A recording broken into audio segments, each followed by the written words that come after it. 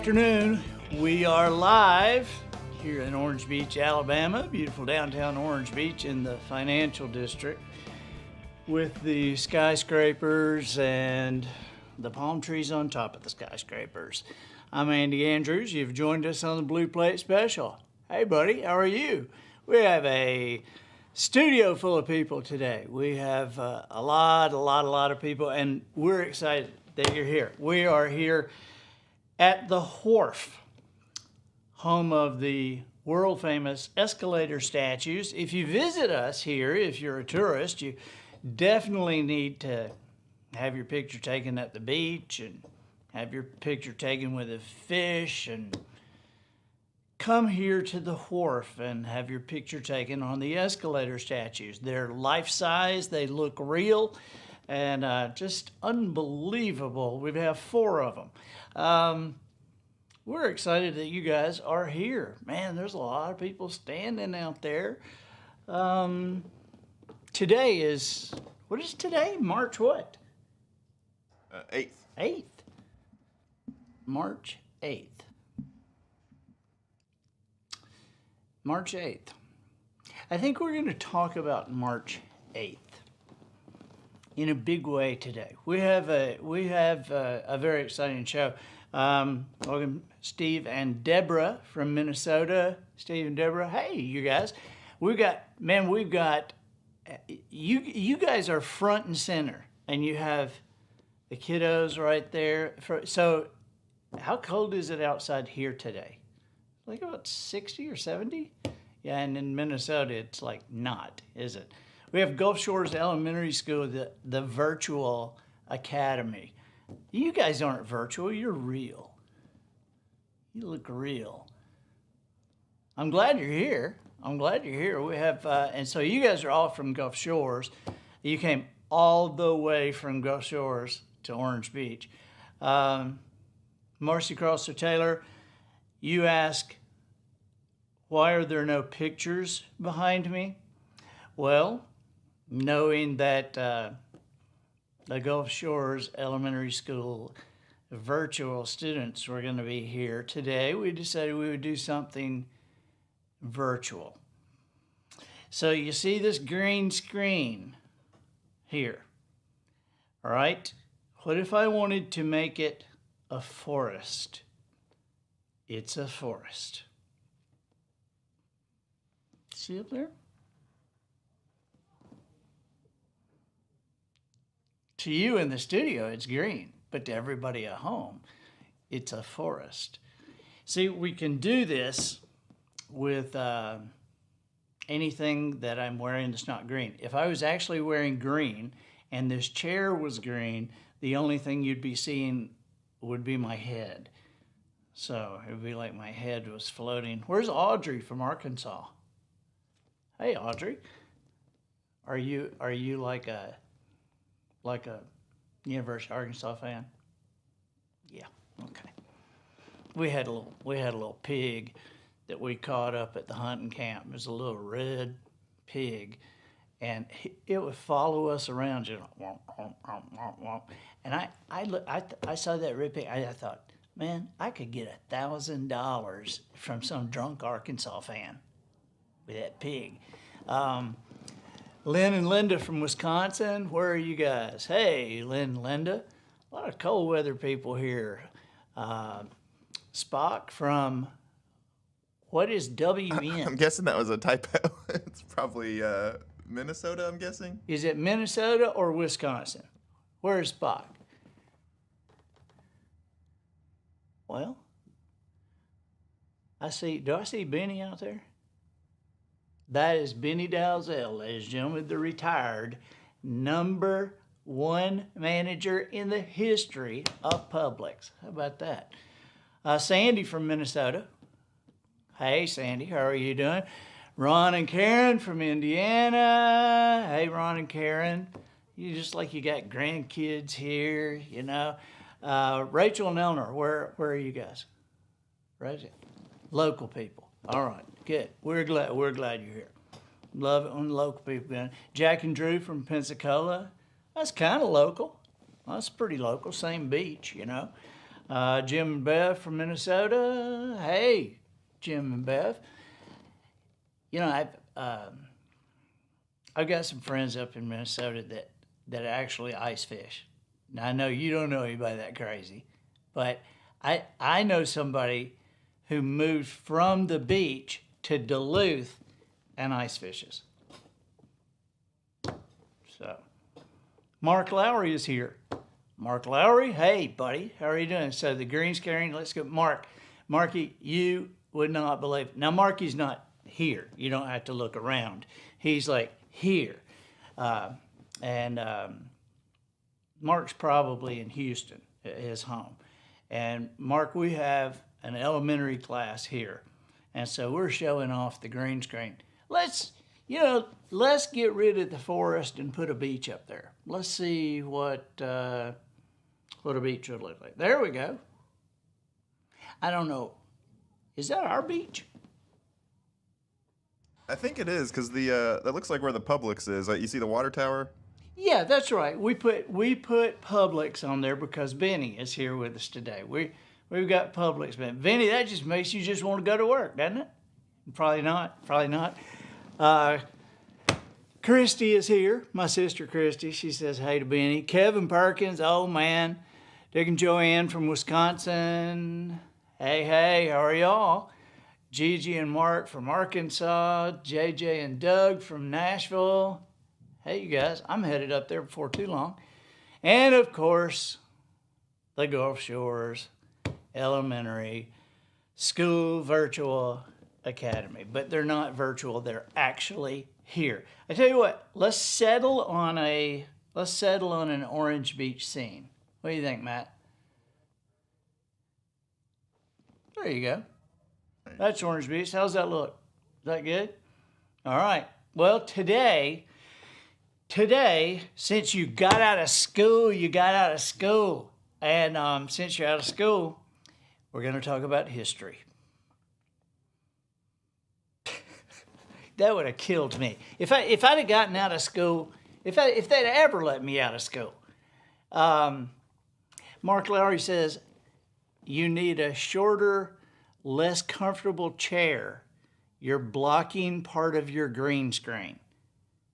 Well, Mark, we can just do it from over here. And then I'm not blocking the green screen at all.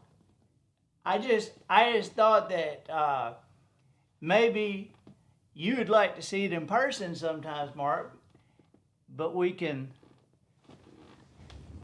Mark, always trying to improve me. I'm just almost unimprovable.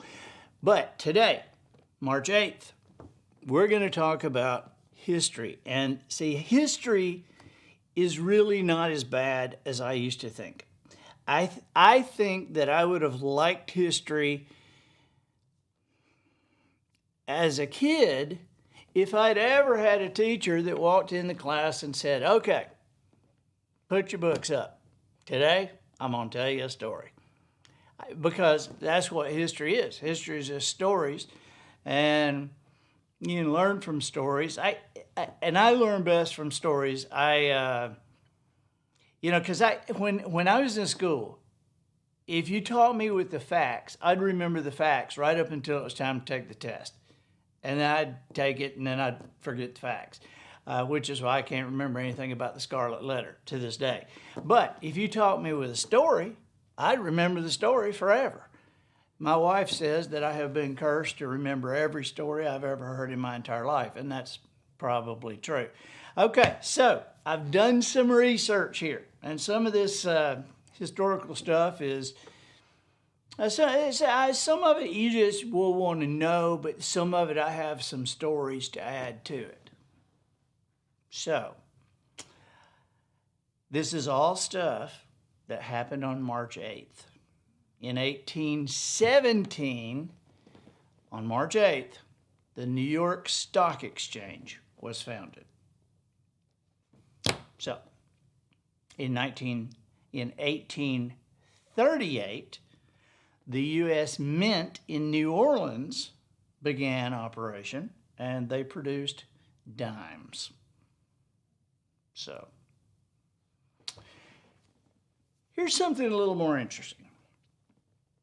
In 1855, the first train crossed the first U.S. railway suspension bridge over Niagara Falls. First train over Niagara Falls. Now, Niagara Falls is 176 feet from top to bottom. And you think about how long it takes to fill your bathtub, and how many gallons would a bathtub be? I guess if you take a 5-gallon bucket, I don't know. My mom would make us take a bath with like 3 gallons of water in the bathtub. It's like that much, and it'd get cold before you got in it. But now, if I'm going to take a bath, I'm filling that joker up.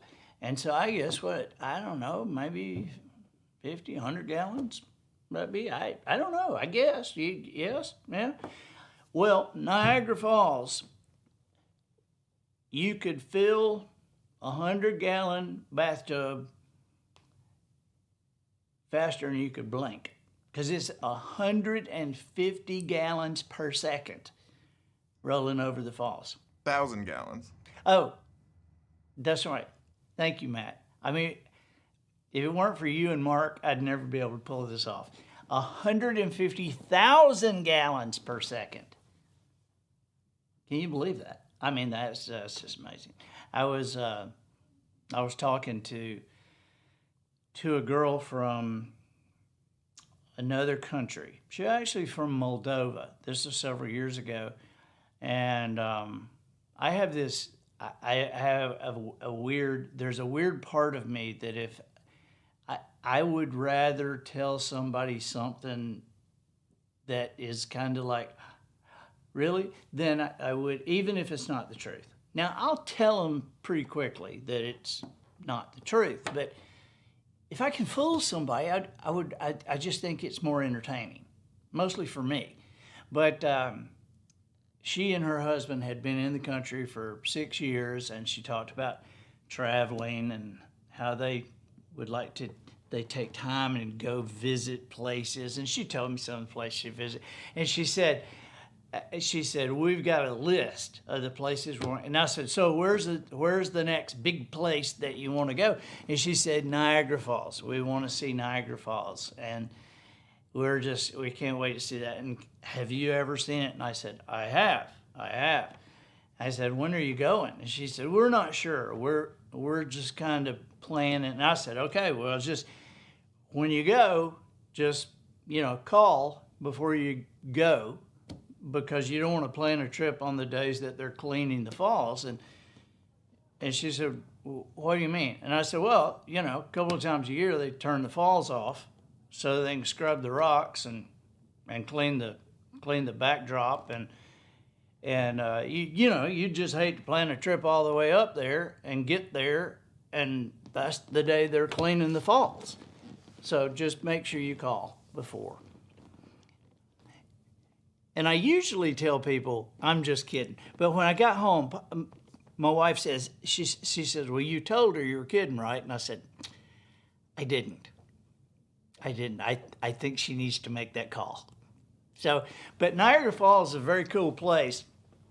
And it's historic for another reason, other than being the second biggest falls in the world. The biggest falls in the world is Victoria Falls. But this thing is famous for another reason, and that it attracts crazy people.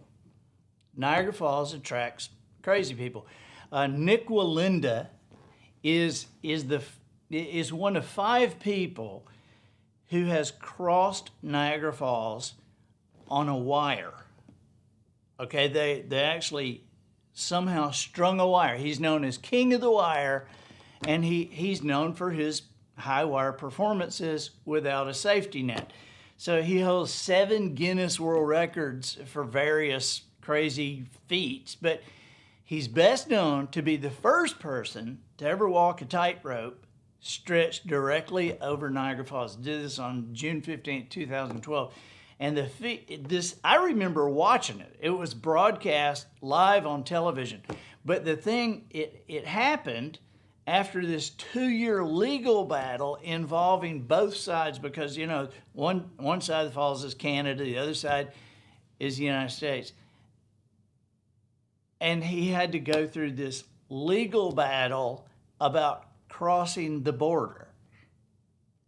I mean, of all the things they could have stopped him for, that's what they were after him for, crossing the border. And so I'm sure they probably set up some kind of little office in the middle of the tightrope to do his passport when he got across. But anyway, the others, the other crazy people are barrel riders. Okay, so in the history of Niagara Falls that we know of, 19 people have tried to go over Niagara Falls in a barrel. Now, most of them didn't make it. I mean, the barrel made it, and they kind of made it, but when they woke up, they weren't here with us on Earth.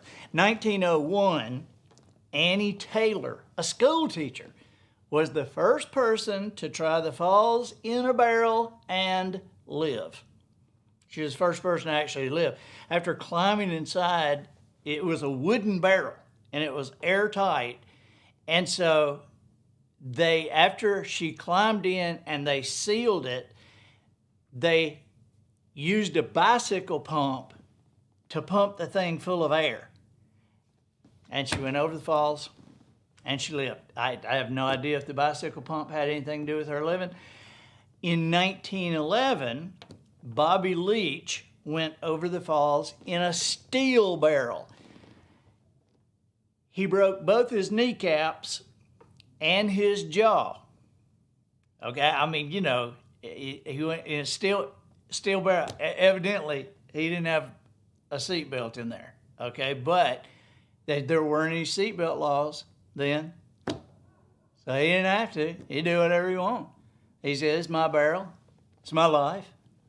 I'm driving however I want to." So he, you know, broke his knees and broke his jaw.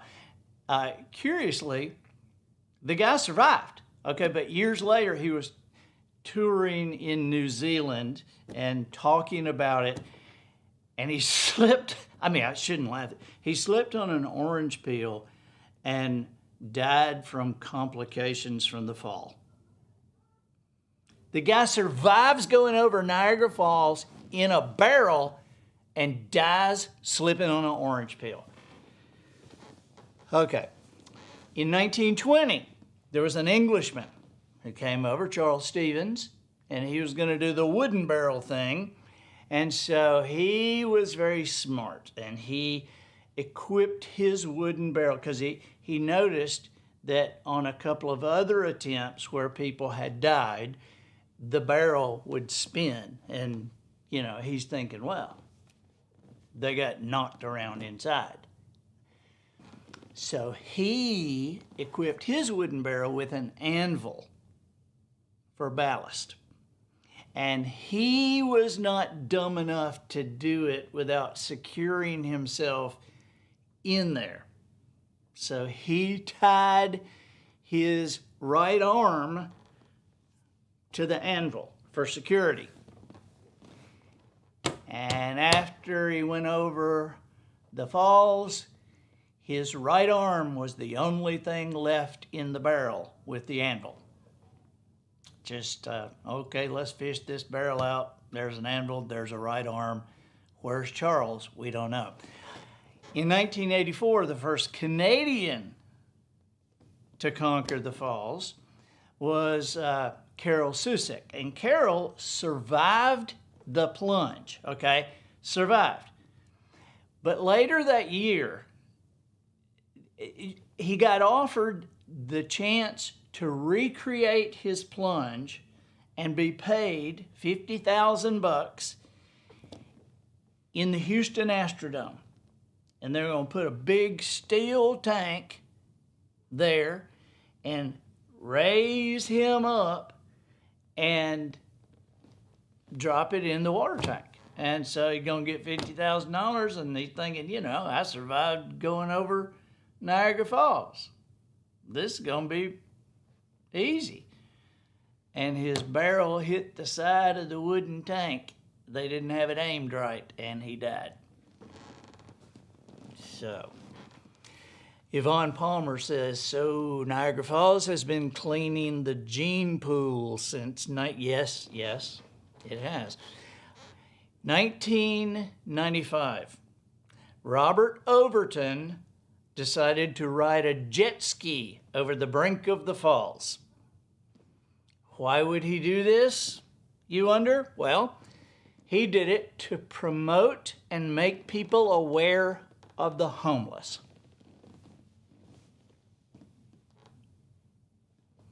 His parachute did not open.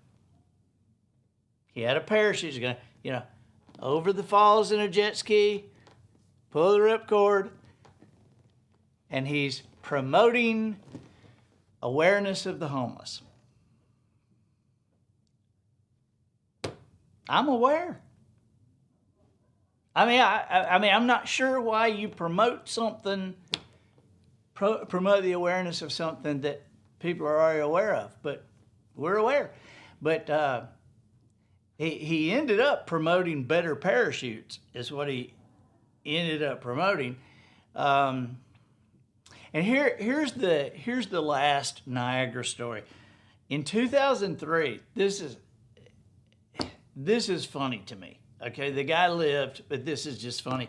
In 2003, there's this guy from Canton, Michigan, named Kirk Jones, and he became the first person in the history of Niagara Falls to survive the plunge wearing only the clothes on his back.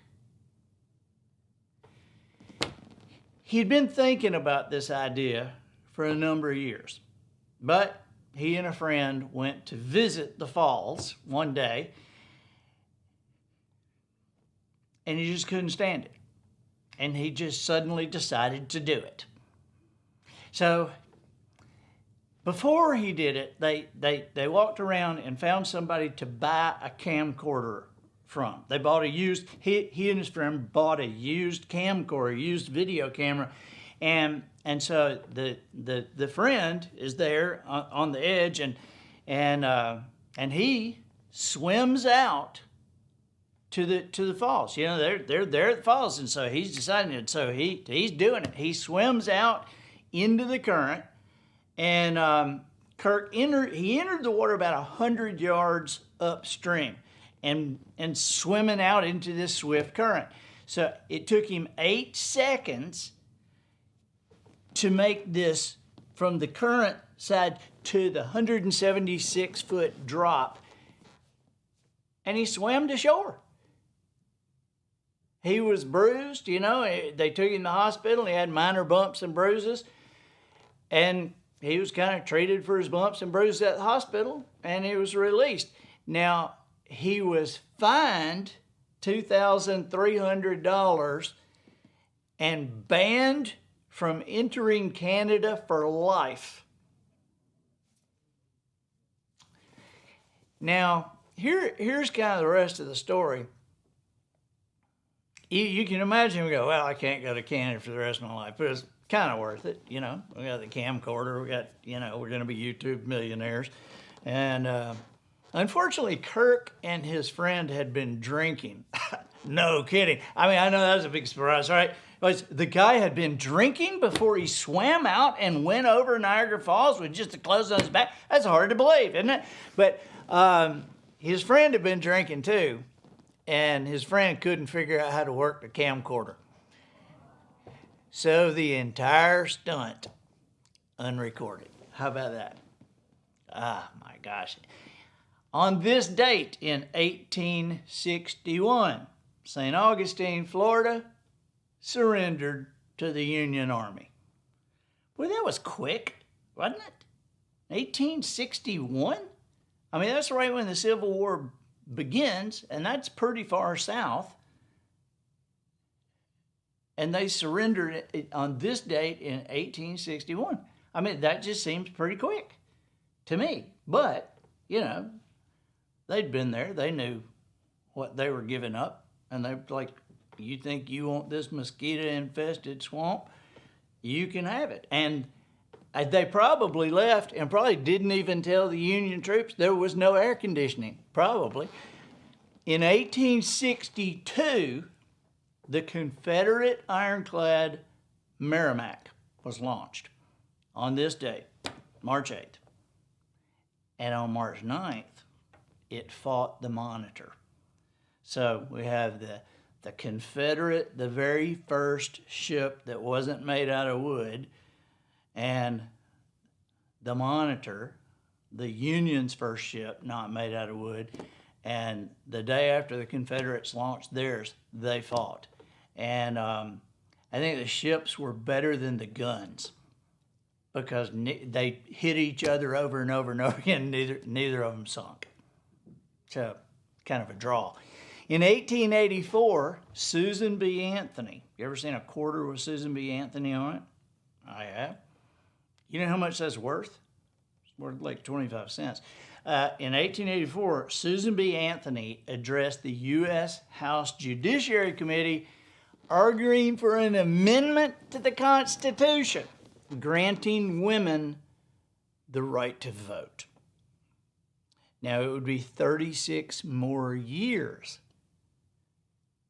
before women would be able to vote. So evidently, Susan B. Anthony was on the quarter, but she wasn't a very convincing speaker.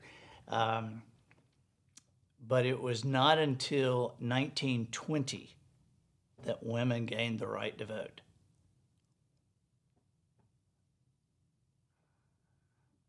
Seems very odd to me. In 1887, Everett Horton of Connecticut patented the first fishing rod of telescoping steel tubes. It came out. You've seen these. They're just like portable fishing rods. But Everett patented the very first telescoping steel fishing rod. And he invented it because he had one arm. And the portable rods of the day took two hands to put together. And so Everett wanted to just be able to slide that out. And with it, on the first day he was fishing with that, he actually caught a bass that was this long.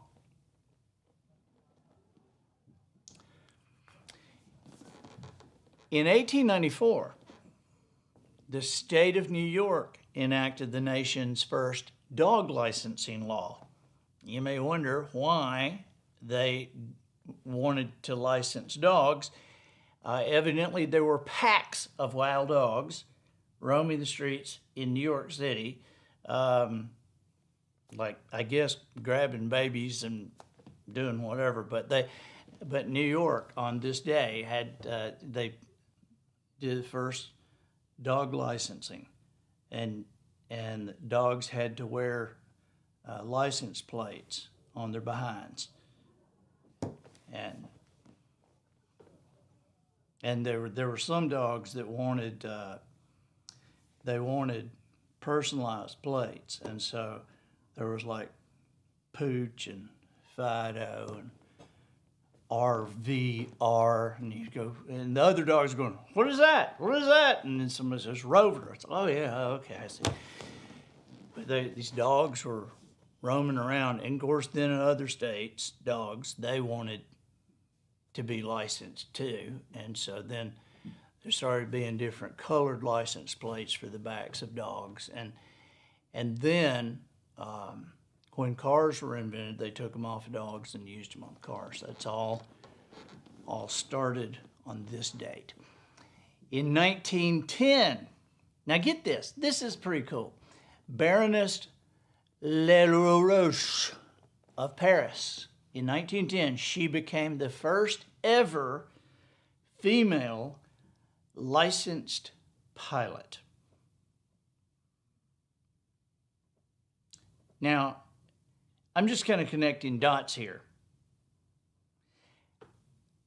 But in 1910,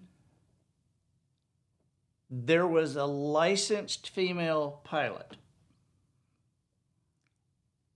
And women didn't get the right to vote until 1920. So it's like, okay, yeah, you can fly a plane, but you're not going to vote.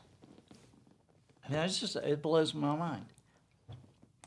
In 1913, on this date, May 8th, the Internal Revenue Service, our friends, began for the first time to levy and collect income taxes. Now, when I saw that, I thought, I wonder how this was when it started.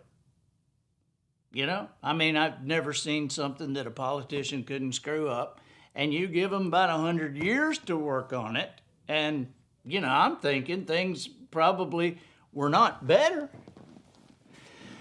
So I looked up, you know, how long was that first tax code? How long? When they first began to collect income taxes and they passed this law and they've got the instructions of how you're supposed to fill out your tax forms, and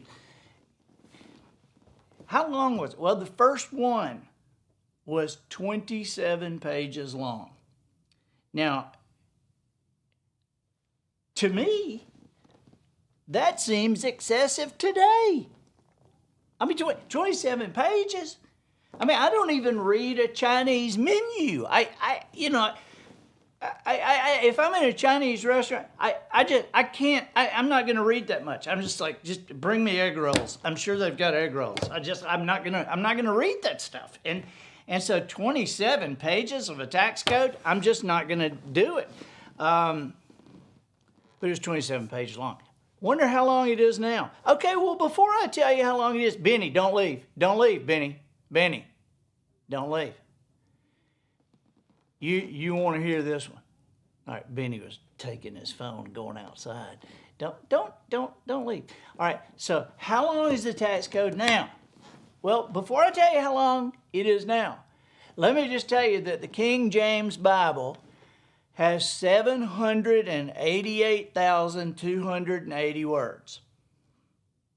The novel, War and Peace, is 560,000 words. The entire Harry Potter series, every single book put together, is just over 1 million words. Today, if you download the Internal Revenue Code from the United States Code, also known as Title 26 in the document, the file is 6,550 pages long. The current U.S. tax code is 3.7 million words.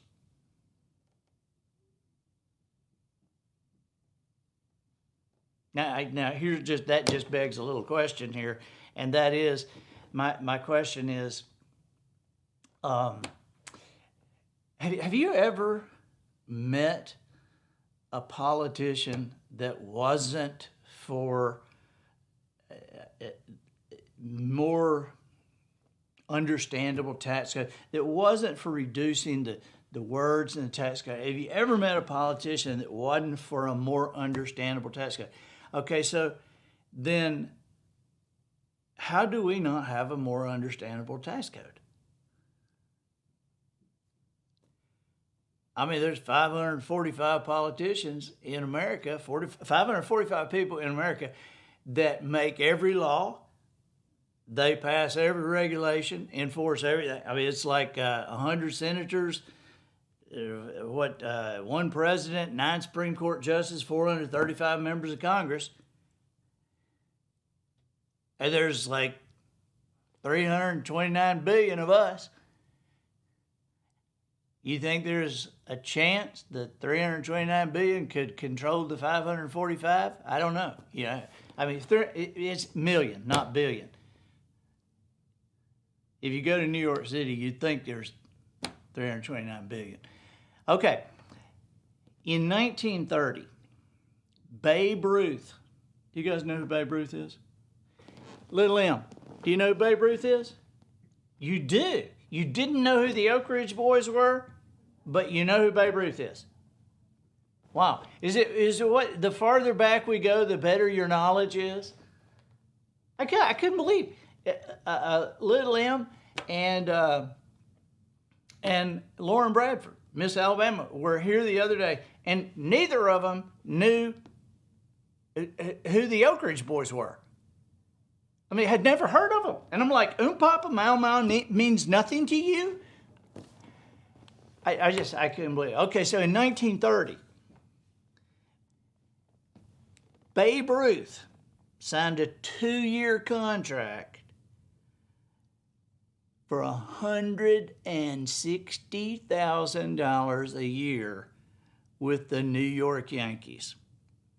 And the general manager at the time, Ed Barrow, said, "This is ridiculous. Nobody will ever be paid more than Babe Ruth."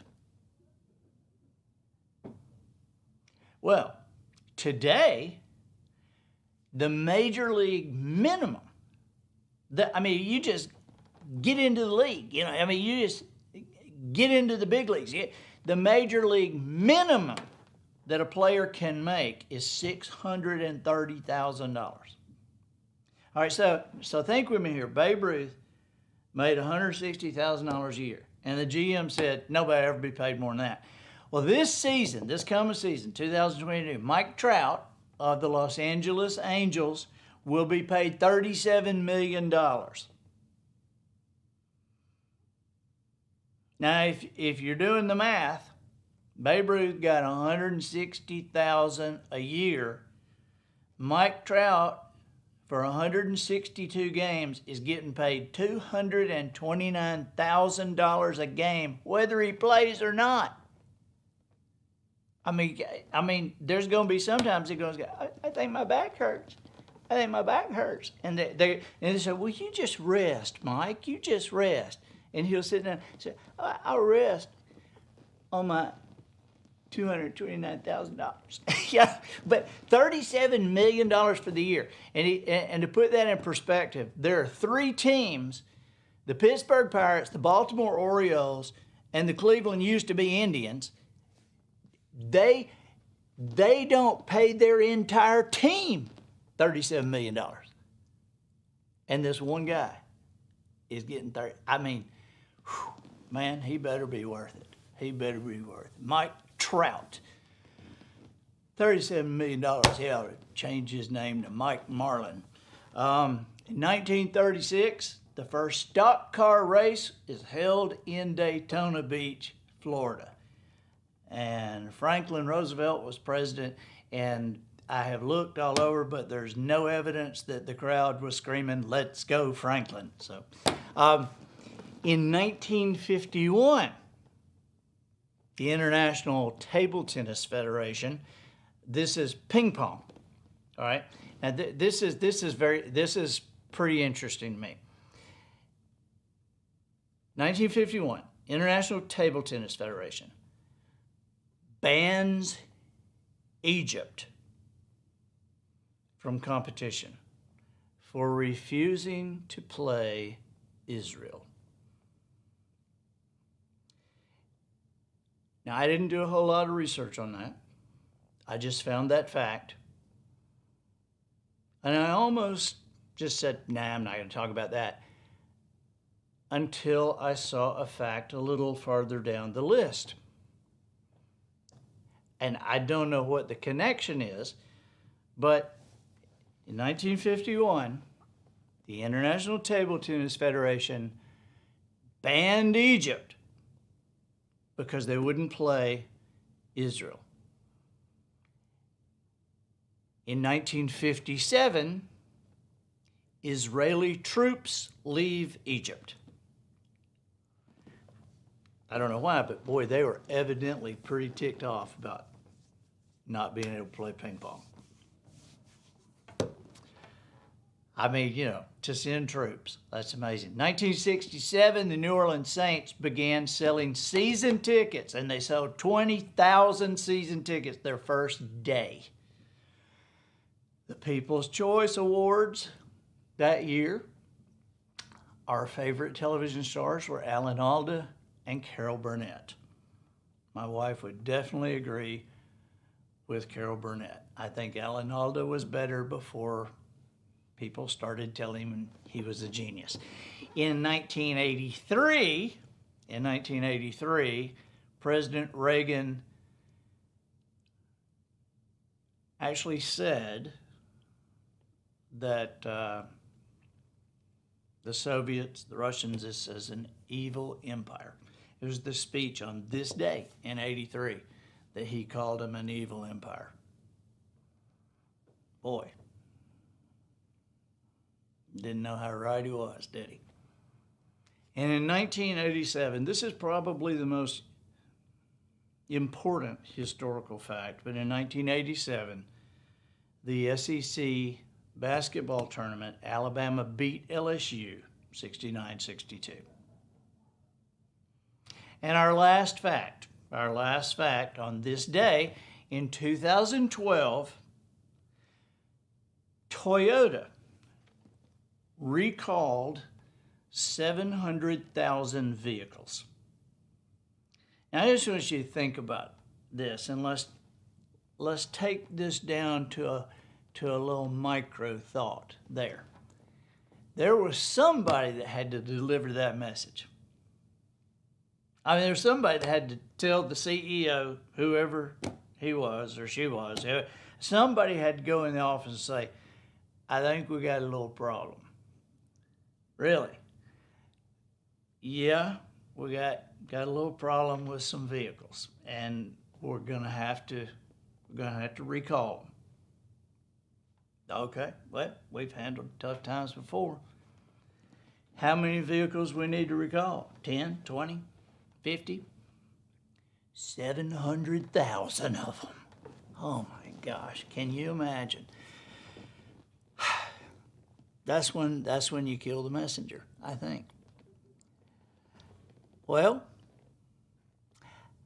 I know that tomorrow, I don't know a lot about tomorrow's day in history, but I do know one thing, and that is that in 1974,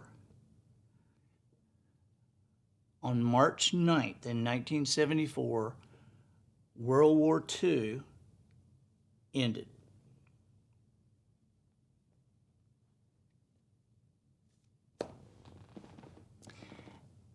And I can prove it.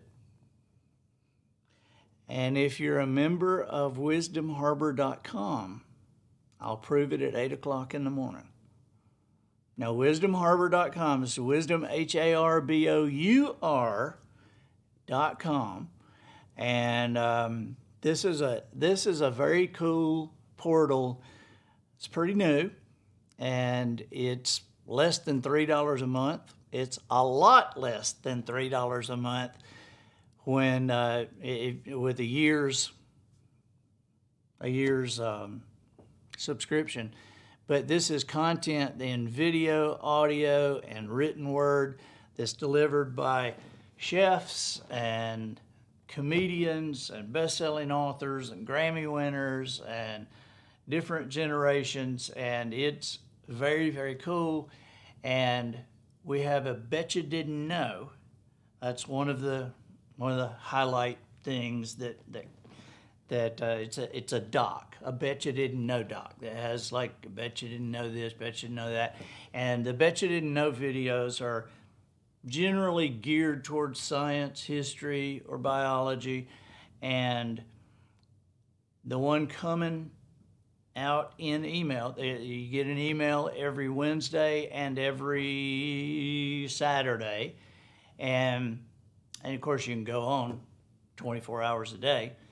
But the one coming out tomorrow is Bet You Didn't Know that World War II really ended March 9th, 1974. I know the treaty was signed in 45. But it didn't really end until 1974. And you're going to love the story. Thank you guys for being here. I appreciate you guys all coming in, and you're welcome back anytime. We do this Monday and Thursday, and on Thursdays it's broadcast live on wisdomharbor.com. On Tuesdays it's the Facebook, Twitter, YouTube, it's everywhere. But if you want to watch them both, definitely be a member of wisdomharbor.com. You know, another thing that we have on wisdomharbor.com is we have an award-winning songwriter, the Songwriter of the Year for CMA and ACM 1 year, is giving guitar lessons. And so that's pretty cool. Pretty cool. It's all great. And I enjoyed this today. I hope you guys enjoyed it, and I enjoyed being with y'all, and we'll see you Thursday.